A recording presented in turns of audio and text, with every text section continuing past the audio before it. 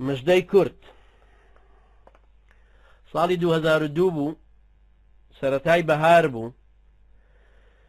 یەکێتی و پارتی مژدەیاندایە خەڵکی کە ئەمە 80هەمین جەلسەیانە و بە ئومێدن ئەم دانیشتنانە کورد بگەێنێتە ئەنجامێکی باش.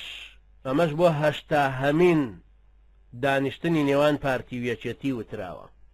80هەمین مژدە کووردە بڕیاری پارتی و یەکێتی دانیشتنە. دوای ئەم 10 ساڵ خۆکوشتنە، دوای ئەم خوێن و کۆنەزامە، دوای جەولاتی شەڕە گورز و داشی دامە، دیدار و پێکگەیشتنە. ڕەشبین مەبن لەوەی لیژنەکە فەرعیە و بۆ لە یەکتر گەیشتنە. بڵێن ئۆخەی بۆ قوماتی مەلۆتکەی ئیفلیجی هیوای کوردایەتی 80هەمین دانیشتنە. ئۆخەی کوردە دانیشتنە، کۆتایی شەڕی ناوخۆیی و کورد کوشتنە. توخوا مەڵێن پێشڕەوانی کوردایەتی دوورن لە پەیمان و بەڵێن. ڕەشبینانە مەڵێن خووە، مەڵێن نۆرەی شەڕی سارد و حەوانەوەی جەنگاوەرانی ماندووە. مەڵێن ئەمە بنی یەکە و سەری دووە، کورد کوژیە و لە ڕیشی باب و باپیری کورد هەڵچووە. تخوا مەڵێن هەر هەموو 80 جەلسەکە پێکەنینی پلاستیکی سیاسەتمەداری دووڕووە. پەلەمەکەن بۆ ئاڵوگۆڕی دیلەکان هێشتا زووە. کوردە ئۆخەی ئەمجارەیان ئاواتێکت بەدەست ئەخەی. بەڵام مەڵێن ئەم 80هەمین جەلسەیە هەر قسەیە، فاک و فیک و تەونی درۆ و دەلەسەیە. ئەم خەڵکە گەرهی ئەم گەلەن بۆ بەپەلەن.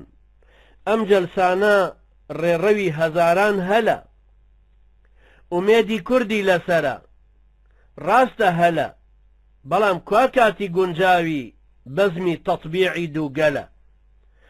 هەر لە ئێستا ئەم دوو حیزبە بە هەڵوێستە تاکو مردن هەر خەریک بن بە سنووری دوو هەرزە ئیدارەی دووری سنگشێری ماکەر پشتی ژێردەستە.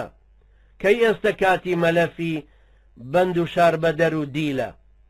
ئەم جەلسانە چارەنووسسازی دوو حیزبە بۆ داهات و پارەی ئیبراهیم خەلیلە. ئۆخەی کووردە هێدی هێدی خەونەکانت وا دێنە دی.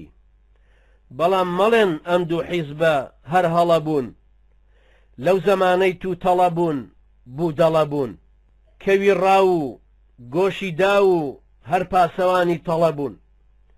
بۆچی دەڵێن ئەم جەلسانە دوای هیلاکی و شەڕە لە قەوسم سوانە؟ ئەم دوو حیزبە پێشڕەوەی کورد هەرچیەک هەن، سەگەلن، گورگن، بەرازن. گەرچی ئێستا بەجاشێتی و کەل لە پوتی و زۆری زیندانیان ئەنازن، ڕەشبین مەبن، حتمەن ڕۆژێ دێ بسازن. بەڵام ئەمڕۆ وەکو فورسانی 66 هەر چاوەڕوانی ئیعازن.